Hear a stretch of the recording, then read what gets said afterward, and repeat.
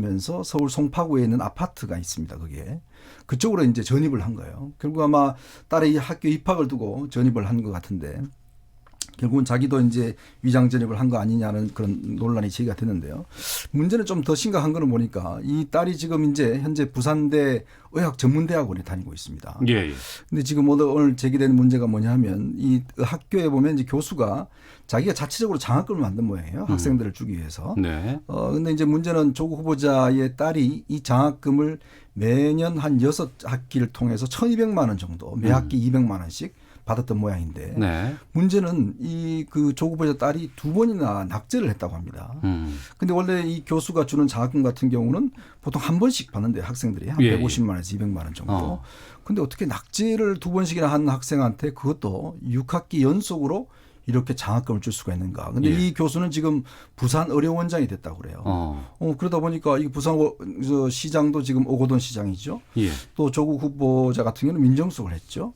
예, 그리고 예. 또 딸이 또 이렇게 스트레이트로 연속 200만 원씩 받았죠. 예, 본인은 예. 또 재산이 지금 펀드에 투자해놓은 5천만 원도 있고 꽤 많습니다. 예. 그러다 보니까 아니 이거는 너무한 거 아니냐. 예를 들어서 예전에 최순실 씨 딸 정유라 씨 문제라든지 우병우 수석의 아들 뭐 특혜 문제란 등등 해서 이 본인은 이 공정을 이야기를 하면서 결국 자신의 딸은 이렇게 장학금을 받아도 되는 것인가? 네. 이 문제가 또 새롭게 불거졌죠. 예. 이러한 의혹들에 대해서 강선우 평론가께서는 어떻게 보세요?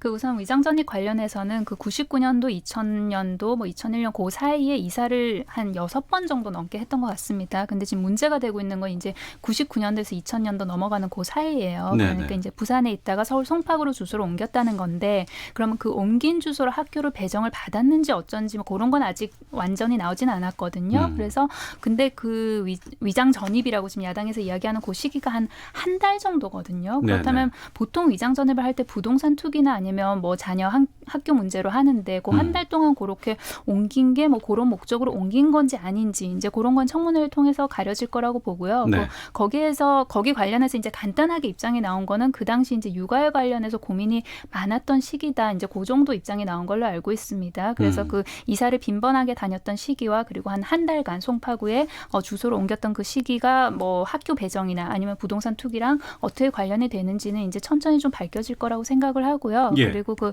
앞서 말씀하셨던 그 따님 장학금 관련해서는 이제 그 물론 교수가 자의적으로 주게 돼 있는 것 같아요. 그 어떤 기준이 있는 건 아닌 것 같은데, 근데 그럼에도 불구하고 낙제를 한 학생에게 그리고 다른 학생의 이제 어쨌든 기회가 없어지는 거 아닙니까? 다른 학생은 그러니까 네. 그런 걸 생각할 때 주는 게 맞았느냐 아니면 적절했느냐 거기에 따라서 논란은 좀 있을 걸로 보이는데, 다만 이거를 지금 조금 야당이나 아니면 언론 보도가 그 몰아간다고 해야 되나요? 그 방향을 보면은 그러니까 이 교수가 조국 후보자죠. 조국 후보자의 딸에게 이런 장학금을 주고 이제 오거돈 부산시장을 통해서 부산의료원의 원장에 임명이 됐다는 이제 그런 연결고리를 지금 의혹으로 제기를 하고 있는데, 근데 좀 시기를 되돌아보면 2016년도에는 박근혜 정권 때죠. 박근혜 정권 때였고 그리고 그 조국 수석이 민정수석으로 임명이 된 건 2017년 5월입니다. 그러면 그 사이에도 계속 줬다는 거거든요. 예, 그렇다면 예. 이 교수 입장에서는 아니 정권 사람도 아닌 것이고 그리고 그 전에 조국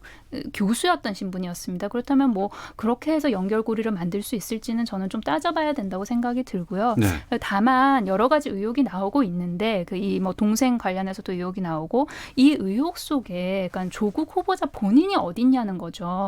그러니까 그 뭐 위장 매매, 위장 이혼 등등 할 때 이제 조국 후보자가 이사로 등재가 돼 있었다는 거죠. 그러면 그 이사로 등재가 돼 있을 때 그때 뭐 역할을 했느냐 안 했느냐 거기에 대해서는 지금 따져 묻지를 않고 있어요. 단지 뭐 위장 이혼, 뭐 위장 매매 등 뭔가 좀 자극적인 이런 걸로 좀 흘러가는 게 있어서 저는 유감이고요. 그리고 이게 자꾸 의혹만 짚다 보니까 그렇다면 조국 수석을 왜 임명을 했는지 그 본연의 취지는 싹 다 잊혀진 것 같아요. 그러니까 조국 수석을 왜 임명을 했죠? 그 비검찰 출신이지 않습니까? 네. 그리고 대통령의 측근으로 힘이 있습니다. 지금까지 사법개혁이 실패했던 이유 그것을 출신을 임명하면 자기들끼리 제 식구 감싸기로 또다시 뭉치게 되고, 비검찰 출신을 임명했을 땐 힘이 없어서 개혁의 동력을 받지 못했어요. 그런데 그 두 가지를 보완한 인사를 임명을 했거든요. 그렇다면 본질은 사법개혁이다, 검찰개혁이다. 여기에 관련된, 그러니까 입법부에서 뭐 지금 사기특위에서 그 패스트트랙에 올라 있지 않습니까? 그 여러 네. 가지 개혁 법안이. 그럼 그 하드웨어가 완성되고 나서 그렇다면 조국 후보자가 법무부 장관을 임명된 후에 그 소프트웨어 관련해서는 어떤 정책이 있느냐, 어떤 가치를 가지고 있느냐, 그거에 대해서 전혀 따져 묻고 있지 않습니다. 저는 그 부분은 굉장히 아쉽습니다. 네. 후보자 본인에 대한 문제보다는 주변이 너무나 많이 좀 털리고 있는 것이 아니냐라는 이런 말씀으로 좀 들리기도 하는데요. 글쎄요. 근데 공직 후보자가 개인과 가족이 떨어질 수가 있나요? 결국 이게 연결된 거 아니겠습니까? 예. 결국 그 가족의 일원으로서 공직 후보자가 있는 것이고. 그럼 예전에 이명박 대통령과 이명박 대통령 가족과 그럼 그걸 왜 야당이 따졌죠? 지금의 여당이 다 따졌지 않습니까? 네. 보면 뭐 자식들 이 문제가 결국은 가장으로서의 책임성이 문제고 더구나 법적으로 또 윤리적으로 책임져야 될 문제죠. 네. 이제 그런 문제이기 때문에 하는 것이고 지금 뭐 이 조국 후보자가 왜 임명됐는지 왜 따져 묻지 않는다 하는데 문제는 그거를 따져 물을 만큼의 자격이 있느냐를 지금 따져 묻는 거거든요. 그러니까 뭐냐면 공직 후보자로서 법무장관으로서 기본적으로 이제 할 수 있는 어떤 기본 윤리적 자격, 예. 법률적 자격. 왜냐하면 이제 여러 가지 법률적 위반 혐의들이 조금 있거든요. 예를 들어서 부동산 실명제 위반이라든지 뭐 위장전입 같은 경우는 이제 주민등록법 위반이라든지 뭐 등등이 있기 때문에 이제 그거를 따지기 앞서서 지금 이제 기본적인 자격 문제에서 이미 걸려버린 거 아니겠습니까?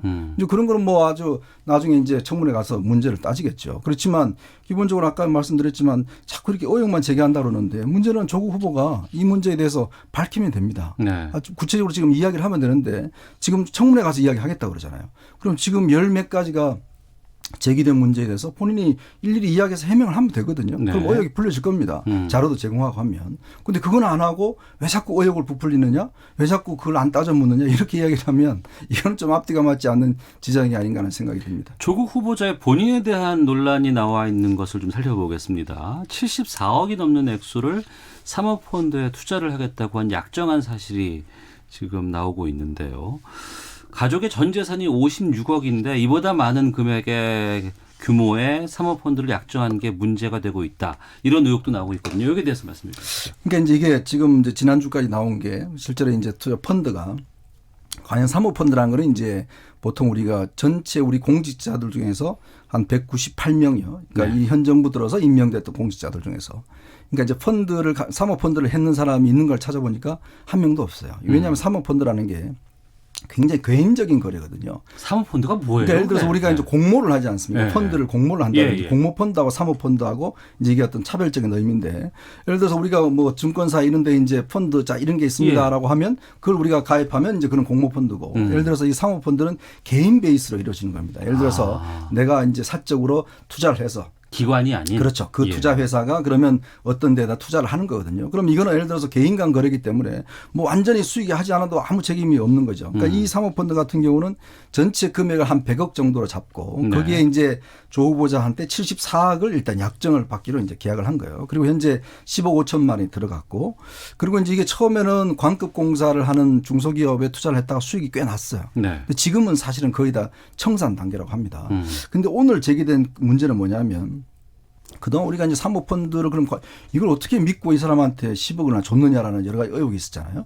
근데 이제 오늘 새로 나온 김도호 의원이 제기한 문제를 보면 이 사모펀드를 실질적으로 관리한 사람이 조 후보자의 오촌이라고 합니다. 네. 그러니까 조모 씨라고 하는데요. 이 사람이 실질적으로 이 펀드를 처음부터 관리를 했고 쭉 해왔다는 거거든요. 그러니까 조 후보자 측도 그걸 인정을 했어요.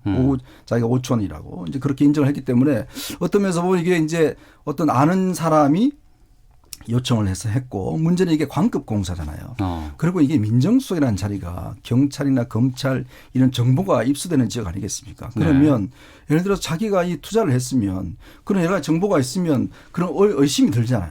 그러면 저는 이제 문제가 조 후보자가 돈이 없는 분도 아닙니다. 네. 돈도 꽤 많고 그러면 한 2년 동안 그냥 은행에 넣어놓으면 되잖아요. 예. 근데 그걸 굳이 이렇게 돈을 불리겠다. 물론 불리는 문제에 대해서는 전혀 문제 삼을 기준은 없어요. 그러나 윤리적으로 자기가 민정수석을 하면 예. 그나마 그 기간만큼은 그래도 재산을 이렇게 불리기 위해서 굳이 무리하게 사모펀드라는 형태를 통해서 그것도 친척한테 맡겨서 해야 되는가라는 저는 기본적인 윤리적 문제를 제기하고 싶습니다. 윤리적인 문제를 제기한다고 말씀해 주셨는데 강선우 평론가께서도 말씀해 주시죠. 뭐 윤리적인 문제에 대해서는 국민들 각자의 평가가 다를 걸로 보입니다. 근데 이게 보도를 보면 그러니까 74억을 약정했다는 거 아닙니까? 예. 그런데 그 조국 후보자의 전 재산이 56억이라고 나와 있어요. 그렇다면 재산보다 왜 더 많은 어떻게 더 많은 그걸 어떻게 조달하려고 그걸 약정할 수 있냐 이런 이제 논란이 나오고 있는데 실제 들어간 돈이 10억여 원이잖아요. 그렇다면 본인의 현금 자산의 한 30% 되는 돈을 이제 예금은 예금으로 두고 그 나머지 이제 사모펀드에 투자를 한 겁니다. 그런데 네.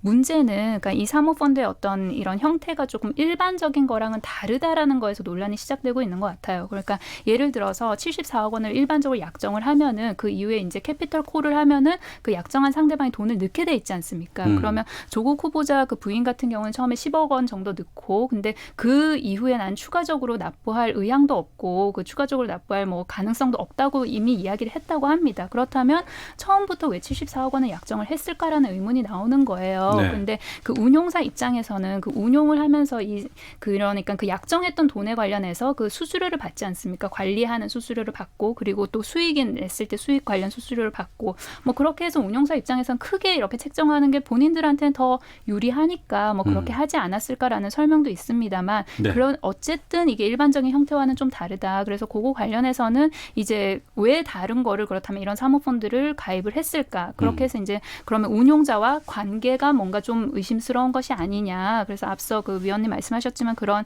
이야기가 나오고 있는 것 같고요. 네. 근데 이게 저는 좀 생산적인 방향으로 이게 흘러가려면 물론 청문회를 통해서 이 사모펀드의 성격 아니면 뭐 약정 관련된 그런 구체적인 사안이 저는 해명이 될 거라고 생각을 합니다만 네. 그 고위공직자윤리법에 보면 그러니까 그 주식은 다 팔게 돼 있고 그리고 내지는 뭐 백지 신탁을 하게 돼 있지 않습니까? 네, 그렇다면 그거의 취지가 뭐냐는 거죠. 취지는 직접적인 투자를 하지 말라는 거잖아요. 근데 거기에 보면 사모펀드도 안 된다는 조항이 없어요. 네. 물론 된다는 조항도 없습니다만 그렇기 때문에 차제에 좀 입법적으로 보완이 필요하지 않나. 왜냐하면 공모펀드와 달리 사모펀드는 그 계약하는 그런 내용에 따라서 내가 직접적으로 뭔가 투자를 하는 것 비슷한 행위를 할 수도 있단 말이에요. 계약 내용에 따라서. 그래서 아예 사모펀드 또한 투자를 할 수 없도록 하는 그런 입법적 보완이 좀 필요하지 않나라는 생각이 듭니다. 네.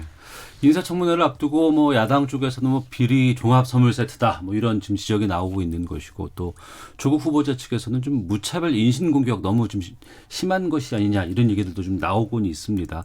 아직 일정은 지금 정해지지 않은 상황인 것 같고요. 네, 그렇죠. 앞으로 우리가 좀 이 조국 후보자의 인사청문회 포인트는 어떤 것들을 좀 짚어봐야 될까요? 그러니까 아무래도 이제 이게 조국 후보자가 상당히 이제 논란의 인물이었잖아요. 그리고 또 특히 이제 문재인 정부의 어떤 면에서는 뭐 정의의 상징처럼 본인이 그렇게 만들어 왔고 네. 또 여러 가지 이제 강연이나 그동안 통해서 굉장히 공정한 사회 또 어떤 이런 것들 강조해 왔지 않습니까? 사실은 본인이 많은 연설을 통해서 자 이제 청년들이 왜 집도 못 갖고 있냐 정말 이게 문제가 있다 등등 해서 여러 가지 사회적 비리에 대해서 많은 문제점을 지적을 해 왔어요.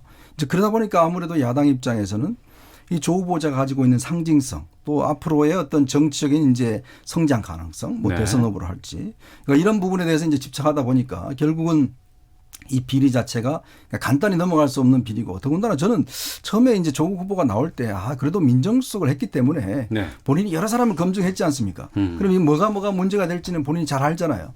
그리고 소득세 안 낸 것도 마찬가지고. 자, 그러면 본인이 좀 자기 주변 정리를 했어야죠. 네. 아니 그렇게 자기 임무가 그거였는데 근데 본인이 지금 나오는 걸 보면 다 어떤 면에서 보면 좀 황당한 것들이에요. 왜냐하면 소득세 안 낸 거라든지 이런 것도 보면 지금 그 청문회 이제 이 장관 임명되고 난 다음 지명되고 난 다음에 그때서야 허겁지겁 소득세를 낸다든지. 네. 그다음에 여러 가지 지금 이 문제를 보면 예전에 우리가 해왔던 검증해왔던 많은 사람들의 문제에서 드러날 수 있는 문제거든요. 이제 그런 문제이기 때문에 저는 더 심각하다는 거죠. 왜냐하면 조 후보자가 딴 그 장관도 아니고 법무장관입니다. 네. 자, 법무장관은 아시겠지만 검찰을 통할하고 있지 않습니까? 그러면 법치를 기본적으로 지켜야 되는 장관이죠. 그리고 또 조 후보자가 뭐라고 그랬습니까? 검찰개혁하겠다, 사법개혁하겠다라고 지금 했잖아요. 근데 지금 이제 드러나고 있는 것들을 보면 결국은 물론 뭐 불법적인 건 없다라고 하지만 국민 눈높이에 맞지 않는 게 있다라고 본인도 인정하잖아요. 예. 근데 보면 과연 이 국민들의 보시기에 아니 자기는 이 다 투자하고 뭐 이렇게 문정석이 있으면서 장학금 다 주고 말이지 그리고 또 위장 전입도 하고 했으면서 어떻게 다른 사람들한테는 그렇게 심각하게 심하게 이렇게 비난할 수가 있냐. 네. 이런 부분에 대한 감정적인 저는 문제가 좀 있다고 봐요. 그러면 조국 후보자가 저는 앞으로 이 문제는 이제 우리가 청문회 날짜가 안 잡혔기 때문에 아마 야당이나 언론에서도 굉장히 치밀하게 따져 물 거랍니다. 아마 네. 그런 문제에 대해 조국 후보자가 청문회 전이라도 오늘 아마 야당에서는 이제 검찰 고발까지 한다고 그러죠. 그 부분에 대해서 저는 좀 이야기할 필요가 있지 않는가. 이 의문이 확산되기 전에 네. 본인 스스로가 이렇게 뭐 오늘 아마 그 재수 씨가 입장을 냈더라고요. 본인이 예. 정말 이 아주 긴 장문의 입장을 냈 뭐 그런 거 마찬가지로. 그러니까 이혼한 동생의 전처가. 그렇죠. 전처가 그 입장문을 냈는데 그 마찬가지로 조국 후보자가 좀 이런 어떤 부분에 대해서 자신의 문제 좀 솔직하게 이야기하는 게 저는 필요하지 않을까 하는 생각이 들어요. 네. 청문회 자리에서 밝히겠다고 많이들 우리가 그동안 들어왔던 얘기고 네. 이전에 입장을 밝히는 건 어떻게 보세요? 그 이전의 입장을 그 산호맹 관련해서는 짧게 밝혔었죠. 자랑스럽지도 부끄럽지도 않다 그런 취지로. 근데 이번에 이제 의혹이 전방위적으로 많이 나오다 보니까 뭔가 어떤 좀 물리적인 제한이 있지 않나, 뭐 시간이나 장소 등에 대해서. 근데 네. 저는 이게 논란이 계속해서 확산되고 뭔가 방향이 지금 조금 잘못 잡혀서 가고 있기 때문에 어느 정도 좀 끊어줄 필요는 분명히 있다고 생각을 합니다. 근데 지금까지 그 조국 후보자 측에서 나온 이야기, 해명이나 그런 게 초점이 어디에 맞춰져 있냐면 이게 합법적이다, 적법하다 이렇게 좀 이야기를 하고 있는 것이거든요. 그런데 예. 우리가 국무위원이 또는 청문회라는 것이 불법이냐 합법이냐를 가리는 그런 자리는 아니지 않습니까? 물론 그 헌법과 법률은 기본적으로 다 지켜야겠지만 그 위에 국민들이 국무위원에 대해서 기대하는 기대치가 있는 것이고 그리고 국민정서법이라는 게 있지 않습니까? 그렇다면 저는 그 청문회 이전이든 아니면 그게 만약에 불가능하다면 청문회 자리에선 반드시 국민의 그 기대치에 부합할 수 있는 그런 설명이나 해명이 나오기를 저는 기대를 하고요. 예. 그리고 이번 그 조국 후보자 관련한 그런 어떤 논란 내지는 뭐 가족에 대한 논란을 보면서 저는 그 국무위원으로 되는 그 지명되는 그 후보자에 관해서 가족의 범위를 어디까지 설정할 것인가 여기에 대해서도 좀 고민을 해봐야 될 것 같습니다. 그러니까 보통은 내가 선택한 가족이지 않습니까? 배우자나 아니면 그 자녀들. 근데 이번 조국 후보자 관련해서 이번 논란은 내가 선택하지 않은 가족들이에요. 그러니까 부모님 그리고 형제들까지 지금 다 번지고 있고 그리고 그 전 재수 씨는 어찌 보면 완전 남이지 않습니까? 그렇게까지 번지고 또 사생활까지 침해가 되고 그 남인 사람이 그러니까 오늘 아침에 모 조간을 보니까 그 사람의 그 SNS 어떤 사진까지 물론 블러 처리를 하긴 했습니다만 아이 사진까지 지금 다 나오고 있는데 이게 지금 과연 국무위원을 청문을 하는 것과 도대체 무슨 상관인가라는 어떤 그런 의문이나 고민이 들거든요. 그래서 네. 도덕성, 업무 수행 능력을 따져 묻되 그리고 그 도덕성을 따져 물을 때 아까 앞서서 말씀하셨습니다만 이 업무를 수행할 수 있을지 없을지 그 전에 따져 묻는다고 하셨잖아요. 그렇다면 그 전에 왜 따져 묻느냐. 그 업무를 수행하려면 일단 내부 신임을 받아야 되는 거죠. 그렇다면 내부 신임을 받는 길은 이 사람이 도덕적으로 그래도 오케이라는 사인이 가야지 사람들이 신뢰할 거 아닙니까? 그 내부 사람들이. 그러면 그 선이 어딘가, 그 바운더리가 어딘가 그걸 좀 설정하는 고민도 필요하다고 봅니다. 알겠습니다. 청취자께서 여러분들께서 문자 보내주고 계시는데 대표적인 것 2개만 좀 소개해드리고 다음 주제로 좀 가보도록 하겠습니다. 3803번님. 기존의 이미지로는 별 문제가 없을 것 같았는데 생각보다 많은 의혹이 있어 보입니다. 이 의혹이 사실이든 아니든 실망스러운 것은 어쩔 수 없네요 라고 의견 주셨고 7204님은 아무리 언론이라고 해도 부정확한 근거로 무차별적으로 폭로하는 게 맞습니까? 다 큰 성인인 동생의 이혼 문제를 제기하는 것은 너무 심하지 않나요? 라는 의견도 보내주셨습니다. 자, 시사구말리 이현종 문화일보 논설위원 강선우 시사평론가와 함께하고 있습니다. 어제였습니다. 고 김대중 전 대통령의 10주기를 맞아서 문재인 대통령이 추모글로 애도를 표했습니다. 정치권 추도식에 총집결해서 DJ 정신을 기리기도 했는데요. 문재인 대통령이 고인의 자서전에 나왔던 말을 인용해서 역사를 두렵게 여기는 진정한 용기를 되새긴다고 추모를 했습니다. 이건 좀 일본을 향한 메시지로도 보이고 어떤 의미로 보세요? 이현정 논설위원께서 말씀해 주시죠. 일단 저는 김대중 전 대통령을 직접 이제 취재를 오랫동안 했습니다. 네. 좀 가장 인상적이었던 게 김대중 전 대통령께서 이제 서생적인 문제의식과 상인적인 현실 감각을 가져라라는 이야기를 누차 이야기하셨어요. 그럼 뭐냐면 우리가 어떤 사회적 현상을 볼 때 결국 이제 이것이 어떤 정의의 관점에서 맞느냐 등등 여러 가지 이제 어떤 문제를 따지지 않습니까? 그러나 정치인들이 정치 행위를 할 때는 과연 국민들이 어떤 이득을 얻을 것인가 이런 현실적인 것들로 이제 정책을 펴 나가야 된다는 거죠. 네. 저는 지금 이 시점에서 김대중 정신이 다시금 부각되는 게 결국 저는 한일 관계가 아주 주목되지 않나 싶어요. 예. 당시에도 보면 김대중 전 대통령이 한일 관계에 있어서 이제 당시 한일 협정, 오부치 협정을 체결할 때 그때 우리가 이제 일본 문화가 개방이 안 돼 있었어요. 이제 그거를 이제 개방을 그때 이제 주장을 하셨을 때 네. 제가 이제 그 논쟁을 직접 현장에서 많이 봐왔었는데 당시 김대중 대통령이 이렇게 이야기하셨어요. 우리가 1500년 동안 일본과 가깝게 지냈다. 근데 단지 50년을 싸웠다. 근데 이 50년 싸움 문제 때문에 1500년 동안 좋은 관계를 훼손할 수는 없다. 그렇기 때문에 우리가 일본과 가까이 지내야 된다라고 이야기를 하시면서 실제 이제 일본의 문화 개방이라든지 그다음에 한일 어업 협정을 다시 갱신한다든지 정말 당시에요. 이 여당 의원들 중에서도 탈당한다는 의원들도 있었어요. 결사 반대한다고 들어오면 우리 다 망한다고 그러고 뭐 이 정말 엄청난 반발이 있었거든요. 근데 그 역시 지도자의 해안이 돋보이는 게 결국은 이것이 어떤 면에서 보면 역사에 지금 와서 보면 지금 BTS가 일본에서 저렇게 인기를 끌 줄 누가 알았겠습니까? 그리고 일본 문화가 어떤 면에서 우리 문화가 오히려 역수출돼서 일본에 할 줄 어떻게 알았겠습니까? 그러니까 그게 하나의 지도자의 어떤 관점이거든요. 그러니까 그 문재인 대통령도 이제 이러한 부분들 진정한 용기를 이야기를 하셨는데 이 진정한 용기는 어떤 면에서 역사와 어떤 싸우기보다는 실제로 우리 국민들에게 어떻게 실용적으로 다가갈 것인가. 거기에 위해서는 지도자가 욕을 먹더라도 미래를 위해서는 결단을 해야 된다. 아마 이런 저는 메시지인 것 같아요. 네. 그래서 아마 저는 이 시점에서 김대중 전 대통령이 솔직히 이제 그립기도 하고 또 그 정신이 어떤 면에서 오늘날에 가장 필요한 게 아닌가라는 그런 생각도 듭니다. 네. DJ 서거 10주기를 맞는 올해가 참 의미가 남다른 것이 또 한일 관계가 확 불거지니까 네, 네. 김대중 오부치 선언이 나오는 그 상황에 대한 이해도도 좀 높아질 수 있을 것 같고 네. 그 해안에 대해서 많은 분들 뭐 여야 막론하고 다 많은 분들이 좀 추모하고 있는 분위기 아니겠습니까? 김대중 대통령께서 지금 살아 계셨다면 어떤 말씀을 하셨을까 그걸 생각하면 굉장히 아쉽고 그리고 더 보고 싶고 그런 면이 있습니다. 그 문제의식과 그리고 현실 감각이 서로 상호 배타되는 개념은 저는 아니라고 생각을 해요. 그리고 네. 이것이 정말 대한민국만 그럼 대한민국의 정치권 지도자만 그 문제의식과 현실 감각을 동시에 가져야 되냐. 일본 또한 마찬가지죠. 그 한일 관계 그 한에서 말씀을 드리자면 그리고 국제사회에서 어떤 뭐 외교나 아니면 그런데 승패가 나눠지는 거는 단기적으로는 국력 그러니까 힘이 센 쪽이 승리를 하는 게 맞습니다. 그리고 네. 그 여러 가지 뭐 개발도상국이나 그런데도 국력이 센 국가 편을 들어주는 것도 현실이고요. 그건 냉정한 현실인 것 같은데 그렇다면 이 거머쥔 승리가 지속 가능해지려면 어떻게 해야 되냐. 결국 지속 가능한 승리는 옳음의 판단이 있어야 되는 것이거든요. 그렇다면 그 옳고 그름에 관해서 역사를 똑바로 봐야 된다. 저는 문재인 대통령께서 그런 걸 강조하기 위해서 말씀하셨던 것 같고요. 네.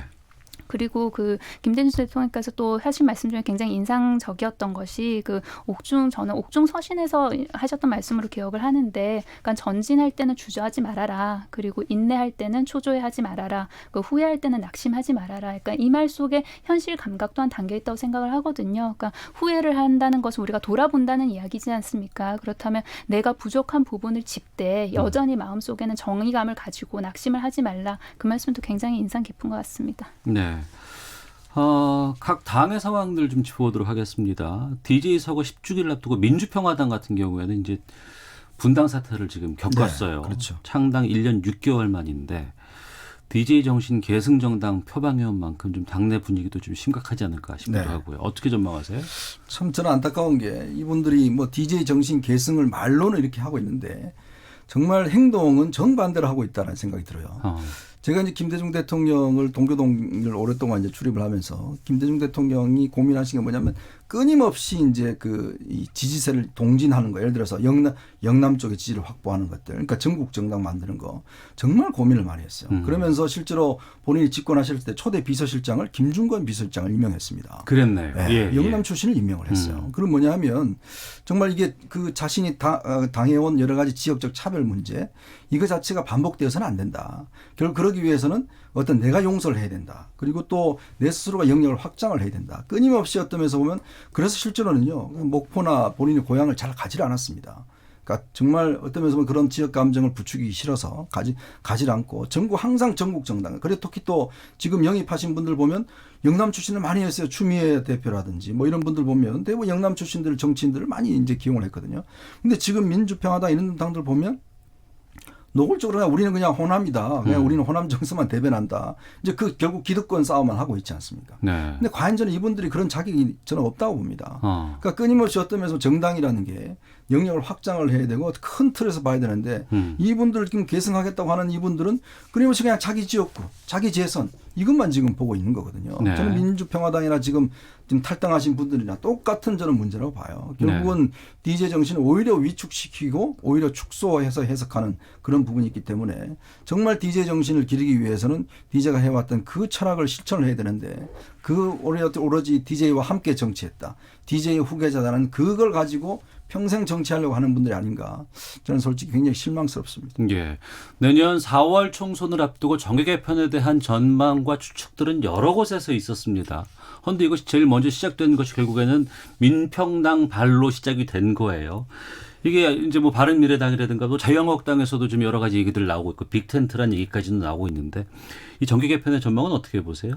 저는 민평당이 이렇게 나눠진 거는 그냥 정말 말 그대로 찻잔 속의 태풍으로 끝나지 않을까라는 생각이 듭니다. 그러니까 이게 뭔가 국민적 지지를 받으려면 이런 이합 집산이라고 하죠. 그 이합 집산이 어떤 가치나 아니면은 추구하는 바가 무엇이다를 내걸고 거기에 따라서 사람들이 움직여야 되는 건데 그러니까 지금 이 움직임 명분이 아무것도 없지 않습니까? 그 찾아볼 수 있는 이유라고는 민평당 간판으로는 내년 호남 선거 어렵다는 거잖아요. 그렇다면 이게 지금 DJ 정신을 계승하고 이런 거조차도 전혀 뭐 고려 대상이 아닌 거예요. 그러니까 마음이 조급한 것이고 내년 총선 닥쳐서 그래서 아무런 명분 없이 가치 없이 추구하는 바 없이 그냥 지금 일단 나누고 보자. 그 민평당 간판을 안 달겠다는 거 아닙니까? 과연 국민적 지지를 얻을 수 있을까? 국민적 지지를 얻을 수 없는 상황에서 이게 어떤 돌풍을 일으킬 수 있을까? 어렵다고 봅니다. 네. 자유한국당 쪽으로 좀 가보겠습니다. 황교안 대표가 다시 장외투쟁을 재개하겠다고 선언을 했습니다. 이번 주말입니다. 문재인 정권 규탄을 위한 장외 집회를 열겠다고 밝혔는데 어떤 배경이라고 보세요? 참 저는 개인적으로는 이해하기가 어렵습니다. 그러니까 장애 집회를 해봤고 그리고 또 그 8.15 대통령 경축사 앞서서 대국민 담화도 해봤고 그랬는데 지금 안 해본 거는 대안을 제시한 걸 안 해봤어요. 안 해봤는지 못 해봤는지. 그래서 저는 지지율이 정체 상태라고 생각을 하는데 그렇다면 본인들한테 한번 물어봤으면 좋겠어요. 스스로. 우리 지금 자유한국당이 도대체 지지율이 왜 이럴까. 그러니까 장애 집회를 안 해서 지금 지지율이 나오고 있지 않는 게 아니지 않습니까? 그러니까 우리가 지금 뭐가 문제인지를 전혀 제대로 짚지 못한 상태에서 본인들이 장애 집회에 나가서 지지자들한테 받았던 그 환호 그게 그리워서 지금 나가는 게 아닐까. 그리고 또 한 가지는 그 황교안 대표와 나경원 원내대표 사이에 어떤 그런 기싸움이 분명히 있는 것 같아요. 그러니까 황교안 대표가 지금 원외지 않습니까? 그렇다면 야당이 가장 빛날 수 있는 곳이 국회임에도 불구하고 근데 그 빛날 수 있는 국회에서 황교안 대표는 본인이 빛날 수가 없단 말이에요. 그러니까 이제 나갈 수 있는 곳은 장애밖에 없다는 생각이 드는데 그 장애 집회하면은 그냥 하는 게 아니지 않습니까? 그 쏟아붓는 그 비용, 에너지 그리고 뭐 언론에서도 계속 보도를 해야 되니까 뭐 공공재 어쨌든 국민의 시간을 쓰는 것인데 이게 지금 장애에 나가서 그런 에너지를 쓸 때인가 지금 굉장히 엄중한 상황이라고 야당에서 계속해서 이야기하고 있지 않습니까? 안보 상황도 엄중하고 경제 상황도 엄중하고 그런데 본인들은 막상 장애에 나가가지고 본인들 하고 싶은 이야기를 하겠다. 저는 그 자유한국당이 한 번 더 좀 생각을 해보셨으면 좋겠어요. 그러니까 정말 국가를 걱정하는 사람이 있나? 그렇다면 국가를 걱정을 한다면 거기에 맞는 행동을 해야 되는 거 아닙니까? 계속해서 뭐 대안은 어딨냐고 얘기했을 때 일본 수출 규제 관련해서도 그렇습니다. 당시 황교안 대표가 뭐 내주쯤 다음 주쯤에 나온다고 했어요. 그리고 대국민 담화할 때도 대안이 목전에 두고 있다고 했어요. 대안 전혀 안 내고 있거든요. 근데 장외로 나가겠다? 참 안타까운 선택이라는 생각이 듭니다. 네, 지난 5월 25일 광화문 집회 이후 이제 거의 석 달 만에 또다시 이제 광화문 광장에 서겠다는 입장인 것 같아요. 네. 여기서 선택한 장외 투쟁 황교안 대표의 이 선택에 대해서는 이현정 의원께서는 어떻게 보세요? 뭐 정말 답답하니까 하겠죠. 그리고 또 뭐 자꾸 야당한테 대안내라 하는 것도 어떻게 보면 야당한테 좀 가혹한 이야기 같고. 근데 저는 뭐 이 지금 현재 야당이 황교안 대표 장애 이 투쟁을 선택하는 거에 저는 지금 부적절하다고 봐요. 왜냐하면 지금 사실은 이제 국회라는 공간이 사실은 야당이 어떤 면에서 보면 가장 각광받을 수 있는 공간이거든요. 지금 당장 보십시오. 지금 조국 후보자에 대한 여러 가지 문제 같은 경우에 지금 뭐 상당히 큰 쟁점이 됐잖아요. 네. 또 황교안 대표가 산업형 문제 제기하고서부터 사실 이 문제가 불붙어서 여러 가지 언론의 관심도 있고 또 사회적으로 관심도 크지 않습니까? 광화문 집회해봤자요. 당원들 동원되는 거고 결국은 아무도 모릅니다. 그건 누가 알겠습니까? 그들만의 리그로 그렇죠. 뭐 끝난다. 결국은 뭐 주장하는 거 언론에 잠깐 보도하는 거 그 이상 모르거든요. 오히려 이렇게 예를 들어서 의원들이 정말 이 분야에서 뛰고 예를 들어 지금 뭐 그 사실은 저는 여러 가지로 지금 필요하다는 게 경제 관련된 것들 같은 경우 또 외교안보 같은 경우에 전문가들 있잖아요. 의원들 있지 않습니까? 그 의원들이 열심히 대안을 만들어서 국회라는 공간에서 문제 제기를 하고 네. 자, 우리 이렇게 해보자고 이렇게 한다면 야당이 정말 이제부터 좀 달라졌네라는 생각할 거 아니겠습니까? 저는 솔직히 제가 알아본 의원들도 네. 지금 장애 집회 하는 거 굉장히 싫어합니다. 왜냐하면 이게 더운데. 돈이 많이 들어요. 예. 그리고 또 당원들 동원해야 됩니다. 그럼 버스 값도 들어야 되죠. 당원들 동원하려면 다음 점심이라도 먹여야 되죠. 이거 쉽지 않아요. 예. 지금 안 그래도 야당하면서 돈도 없는데 자꾸 돈 내라고 그러고 이게 힘듭니다. 그러니까 황교안 대표가 자꾸 지지율이 떨어지니까 이런 또 카드를 쓰는 것 같은데 저는 이건 누구한테도 도움이 되지 않는다. 네. 오히려 여름 더운데 자꾸 차 막히면 국민들 싫어하거든요. 예. 그래서 그냥 국회라는 공간에서 거기서 열심히 하면 돼요. 보면 이미 성과가 나지 않습니까? 이 조국 후보자 이 성과 나고 또 경제 문제 같은 경우도 좀 스타디 하셔서 대안들 내면 진짜 국민들 박수 치거든요. 저는 황 대표가 이번 주에 휴가철 마지막이고 그렇지 않아도 시내 복잡하고 더운데 정말 이 야당에서 보여줄 수 있는 특장점, 장기 이걸 국회라는 공간에서 하시는 게 저는 필요할 것 같습니다. 알겠습니다. 9월 정기국회가 아마 20대 국회 마지막 정기국회가 아닌가 싶은데 국회 앞두고 이러한 그 장애투쟁의 선택이 어떤 결과로 나올지 다음 주 시사구말리에서 좀 자세히 또 저희가 말씀을 나눌 시간이 있을 것 같습니다. 자, 시사구말리 함께했습니다. 이현종 문화일보 논술위원, 강선우 시사평론가와 함께 마치도록 하겠습니다. 두 분 말씀 고맙습니다. 네, 고맙습니다. 헤드라인 뉴스입니다. 자유한국당 황교안 대표는